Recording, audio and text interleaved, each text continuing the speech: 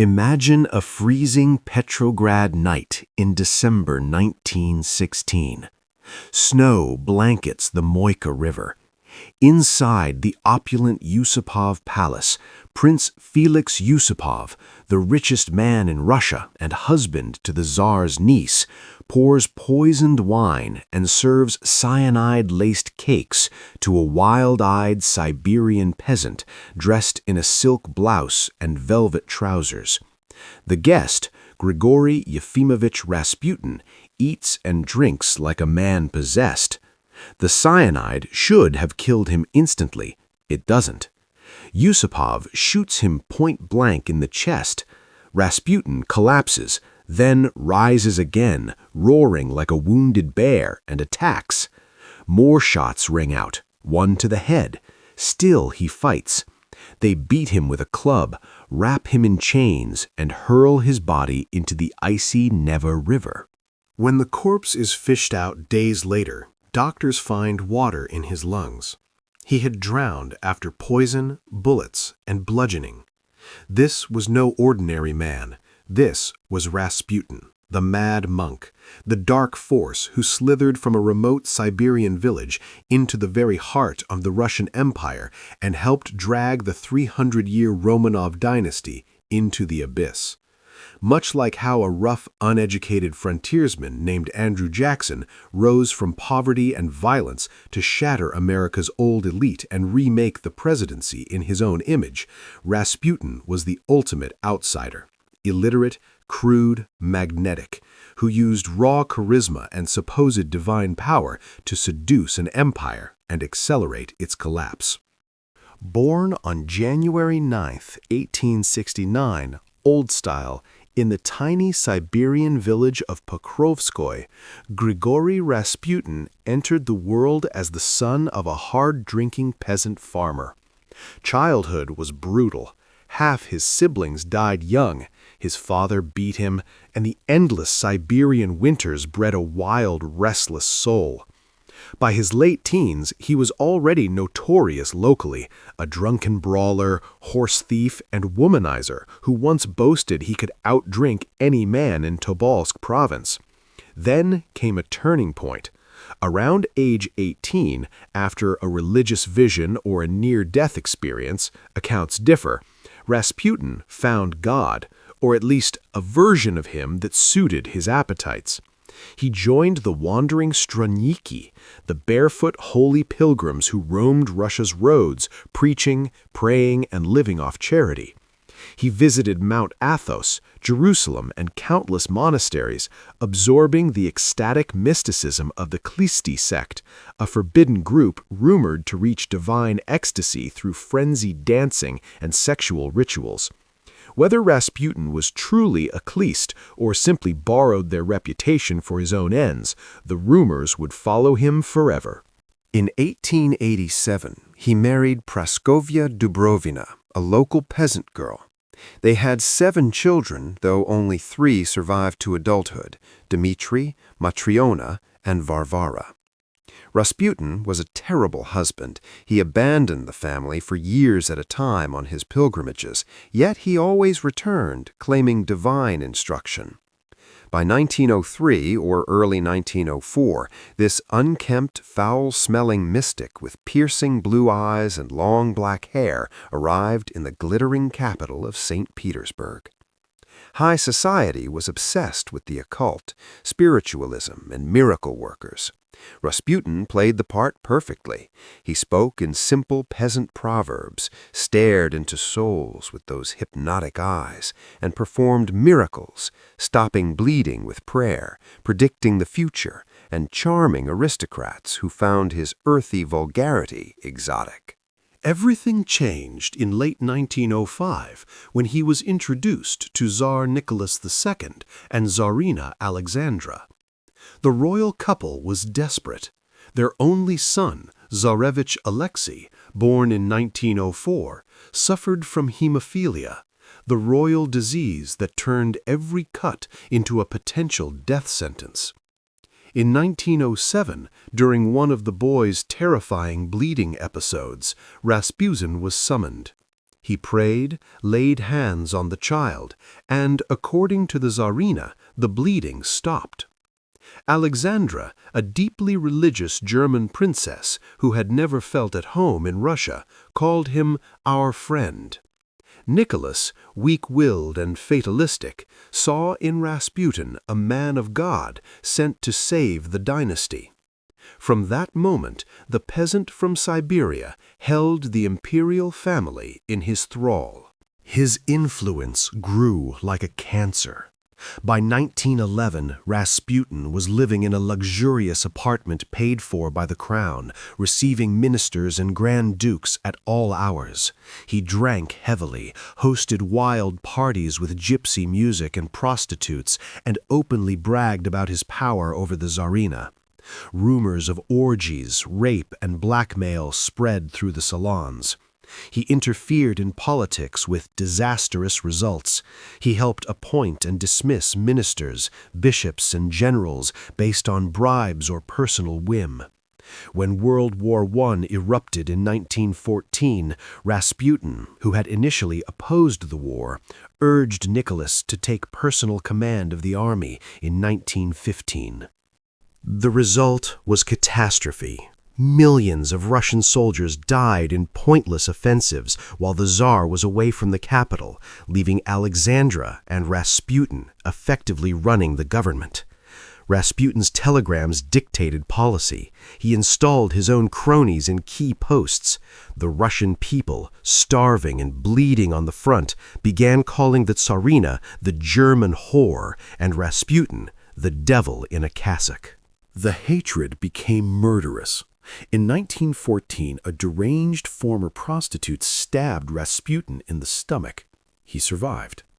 By 1916, conservative nobles decided he had to die to save the monarchy.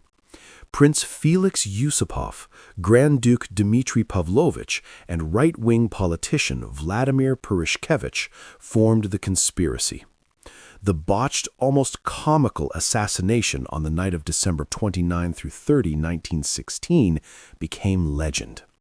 After the poison failed, after the bullets, after the beating, Rasputin's final prophecy, written months earlier, came true with chilling accuracy.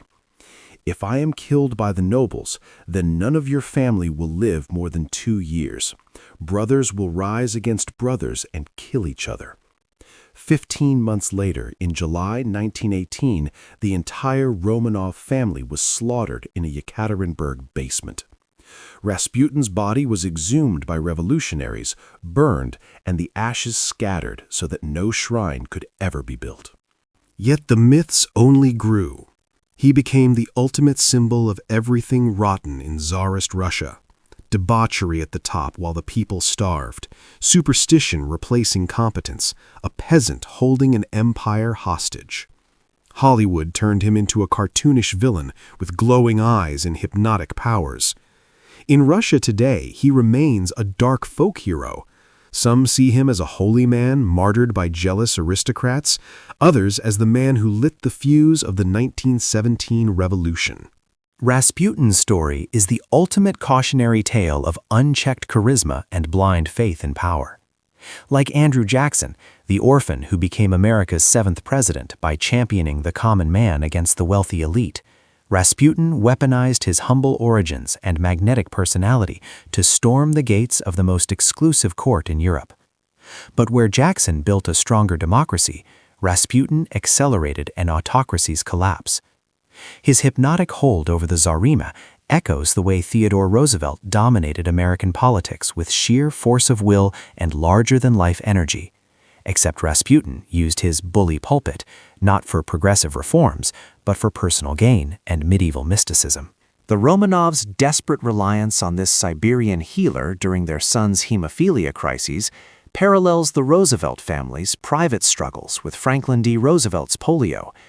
Both families turned to extraordinary figures in moments of helplessness. But while FDR lifted America out of the Great Depression, Rasputin helped push Russia into revolution. Even the conspiracy to murder him carries echoes of America's own dark history. The multiple plots and theories surrounding Abraham Lincoln's assassination, where a single act of violence was meant to save a nation, but instead changed its destiny forever. In the end, Rasputin didn't just die, he proved unkillable in legend. From a drunken Siberian peasant to the man who helped topple an empire, his dark journey remains one of history's most mesmerizing warnings. When power, faith, and sex collide in the hands of a man with nothing to lose, entire civilizations can burn. The Mad Monk didn't rule Russia, he haunted it, and more than a century later, his shadow still lingers. But the legends surrounding Rasputin didn't stop with his death. Even in life, whispers of supernatural powers swirled around him like the Siberian blizzards of his youth. One of the most enduring myths was his alleged ability to heal, not just through prayer, but through some dark, otherworldly force. Witnesses claimed that when Rasputin placed his hands on the Tsarevich Alexei, the boy's eyes would glaze over in a trance-like state, as if Rasputin was drawing the illness out like poison from a wound.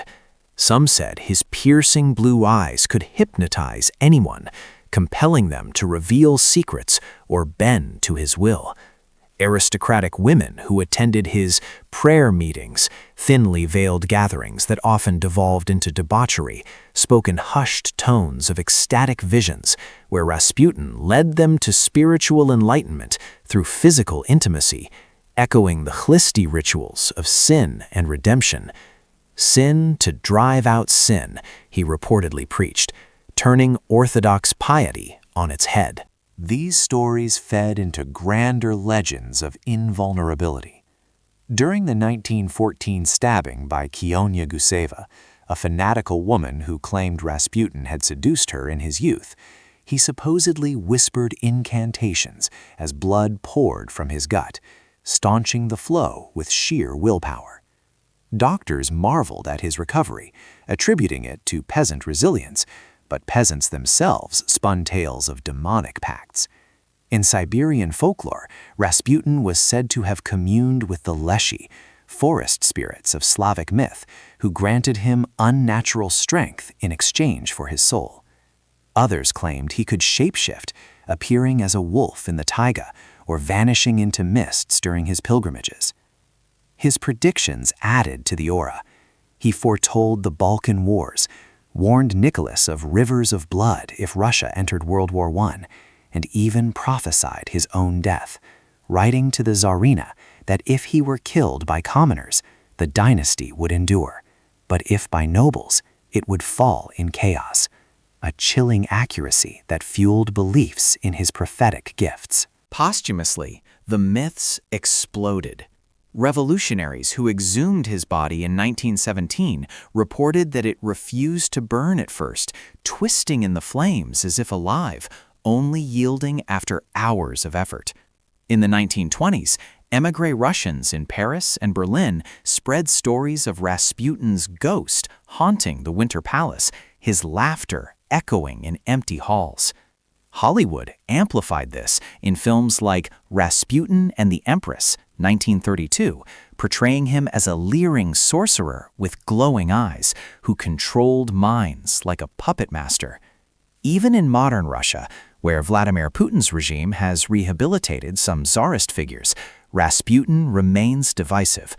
Orthodox nationalists petitioned for his canonization in the 1990s, citing his miracles as evidence of sainthood, while skeptics point to declassified Soviet archives revealing his mundane manipulations, bribes from industrialists, forged letters, and staged healings using herbal remedies or simple suggestion.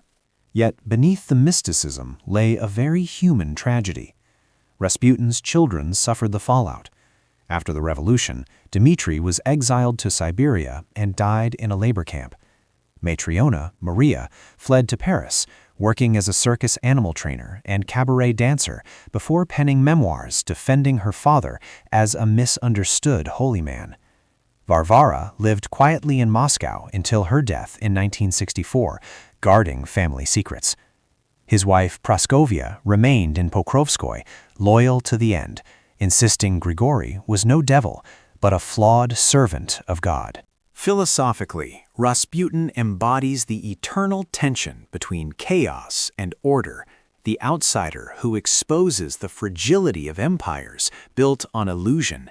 In a world where faith and reason clash, he was the irrational force, the Dionysian wildness Nietzsche warned of, erupting into Apollonian structures of court and crown.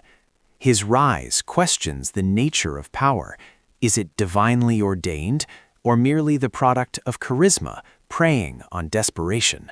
Like the American transcendentalist Ralph Waldo Emerson, who argued that great men are conduits for the spirit of their age, Rasputin channeled Russia's soul, its vast, untamed mysticism, its peasant resentment of the elite, its yearning for salvation amid decay.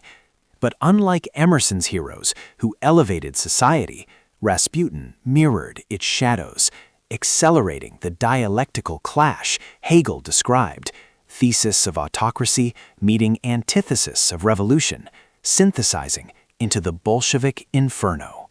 In comparison, Rasputin's manipulative mysticism parallels the enigmatic figure of John Wilkes Booth, Lincoln's assassin, whose theatrical charisma and Confederate zeal turned personal vendetta into national cataclysm, forever altering America's Reconstruction era. Or consider the controversial spiritual advisor Billy Graham, who influenced U.S. presidents from Truman to Trump with evangelical counsel, blending faith and politics in ways that echoed Rasputin's hold over the Romanovs, though Graham's piety was genuine, while Rasputin's was opportunistic. Even in the realm of unchecked influence, Rasputin evokes the Watergate-era machinations of H.R. Haldeman and John Ehrlichman under Nixon, shadowy figures whose loyalty to a flawed leader hastened a presidency's downfall, much as Rasputin's cronyism eroded the Tsar's authority. Ultimately, Rasputin's legacy prompts a profound reflection. History is not just made by kings and generals, but by the enigmatic interlopers who exploit the voids in human souls. In an age of populism and fake news, his story warns that when societies embrace charlatans as saviors, whether through religious fervor or political demagoguery, they invite their own unraveling. He was no demon, no saint, but a mirror, reflecting the superstitions, inequalities, and desperations that doom empires. As the philosopher Hannah Arendt observed in her analysis of totalitarianism, evil often arrives not with horns, but in the guise of banality, or in Rasputin's case, with a peasant's grin and a hypnotic stare. His dark side wasn't just personal, it was the shadow of a civilization on the brink, proving that from the depths of human frailty emerged the forces that reshape the world, for better or infinitely worse.